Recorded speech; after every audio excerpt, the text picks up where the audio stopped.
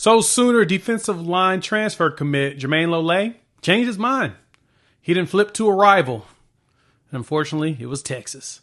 And so we got to talk about it because Texas fans are losing their minds, excited, saying that they've stuffed Oklahoma in a locker. When in all actuality, they were also mad about the Dominic Williams recruitment, saying that they weren't going to overpay for a player. The question is, who overpaid for who? Let's talk about it. Before we do that, welcome to Unfair Sports. I'm your host, Jay. Thank you for pulling up to the channel. All right, so Jermaine Lole, who the recruit from Louisville via Arizona State, had committed to Oklahoma. And then a week later, we picked up Dominic Williams, right? So that added to that defensive line, add the depth and experience that we were looking for to go with all the young players we have on the defensive line. Keep that in mind. He was adding depth to a defensive line full of a lot of young guys, right? Young guys that we are excited about, but we would like to have an experienced veteran there with them.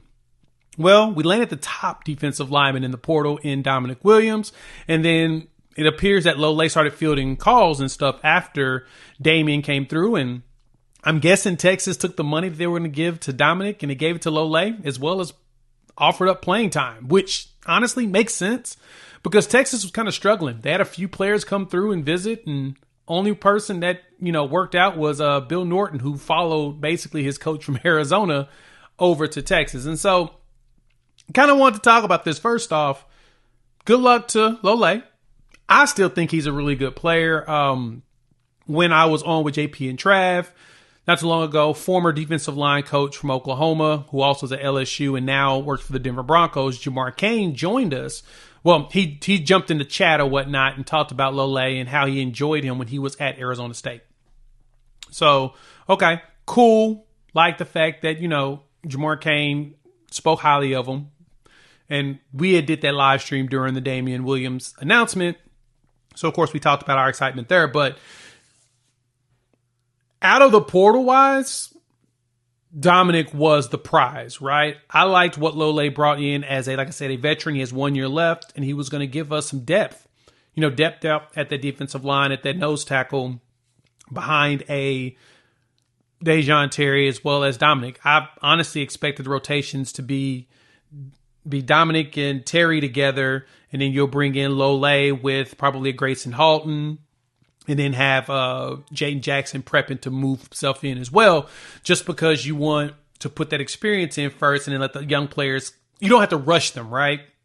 That's kind of the goal in the plan. Well, in this case, it appears that Lole decided that he wanted to play now. He wanted the opportunity to play today, and he wanted the opportunity to get in the game earlier, right? And it makes sense. Texas really needs defensive linemen. They actually need another one, right? I anticipate they're going to be active. And I'm going to be honest, I think we will too. And it's not that we don't have faith in our young guys. It's that our guys are young, right? You got to still have some age out there, especially in that 3 technique and that nose tackle or, zero technique. You got to have some more veterans when you're going in the SEC, that in depth. You got to have guys to rotate through. Need a whole bunch of 300-pounders down there to really eat up space as well as do some pass rushing. So Texas, of course, is excited about it. And, they need to be because, like I said, they need the help. I think the big loser out of all of this is LSU, especially after Brian Kelly goes out saying that they're not in the business of buying players. I'm crying about it because they lost out on every target that they were going after, and they really need defensive line help. Look, Texas got a piece that they needed desperately. They needed defensive line help. They lost some guys. They don't have anybody proving that they actually care about it. It's obvious. Sark even talked about it in interviews. We wanted more veterans, right? We just needed some bigger bodies and more veterans. We came in, we had a whole bunch of 300-pounders last year. All of them graduated and lost eligibility. So now we're retooling and we're still growing our crop of young guys. So to me, I'm not losing my mind over the fact that Lole left. That's fine. I mean, if he's looking for playing time, he wasn't going to get a bunch of it here. He was going to get some playing time, but he's guaranteed to get over 300 plus snaps at Texas. He was probably closer to the 200 range with us.